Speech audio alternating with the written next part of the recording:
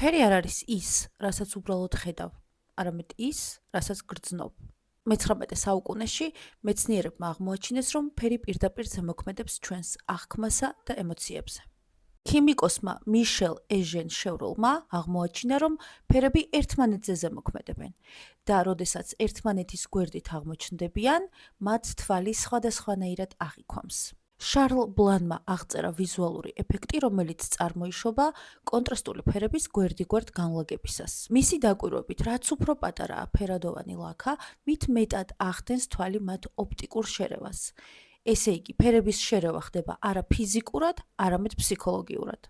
და რა თქმა უნდა, ფერების ფსიქოლოგიური მნიშვნელობა. ფერები ზემოქმედებენ ჩვენს ემოციებზე, სულიერ სამყაროზე. მათ გაცილებით უფრო ღრმა მნიშვნელობა აქვთ, ვიდრე ეს ერთი შეხედვით ჩანს. მეცნიერულმა აღმოჩენებმა სრულიად შეცვალა მხატვრების დამოკიდებულება ფერების აღქმის მიმართ.